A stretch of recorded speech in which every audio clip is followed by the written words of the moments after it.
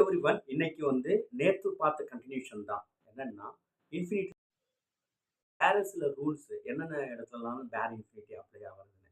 First விஷயம் வந்து பார்த்தீங்கன்னா, certain prepositions except, but, then இந்த மாரி வந்துச்சுன்னா, அதுக்கப்புறம் வந்து பார்த்தீங்கன்னா, டூ வராது.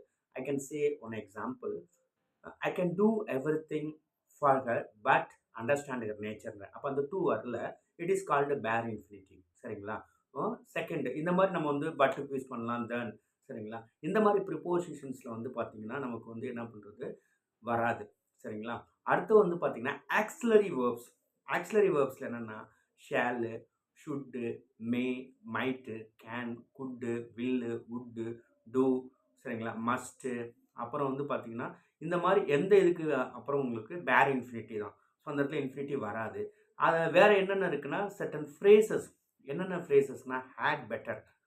I can say one example. You had better consult your good financial அட்வைசர்னு சொல்கிறேன். அந்த இடத்துல பெட்டர் கன்சல்ட்னு தான் சொல்கிறோம். அந்த இடத்துல டூ வரல. This is called bare infinitive. அதே மாதிரி sooner than, had rather, sorry had rather, would rather. So இந்த மாதிரி ஃப்ரேசஸ்க்கு அப்புறம் நமக்கு என்னது பேர் இன்ஃபினிட்டி தான் வரும். Thank you everyone. தேங்க்யூ. இன்னொரு எக்ஸாம்பிள் நான் சொல்லிடுறேன். For example, I can swim well அப்படின்னு சொல்கிறேன்னு வச்சுக்கோங்களேன். இது ஒரு மாடல் வேர்ப். சரிங்களா? I can swim well. Swim, I am able to swim அப்படின்றத நம்ம டூ ஃபார்மேட்லேயே மாற்றலாம். புரியுதுங்களா? இப்போ let me tell you something அப்படின்னு சொல்கிறேன். Let me tell you something இதை எப்படி மாற்றலாம்னா, டூ ஃபார்மேட்டில் allow me to tell you something. Allow me let மீன்றதுல ஸோ அந்த மாதிரி ஒரு சென்ஸ் இருக்குது, மீனிங் இருக்குது லெட்டுக்கு. ஸோ இந்த மாதிரி கூட நம்ம யூஸ் பண்ணலாம். நாளைக்கு இதோட அப்டேட்ஸ் எதாவது இருந்தால் சொல்கிறேன். Thank you so much.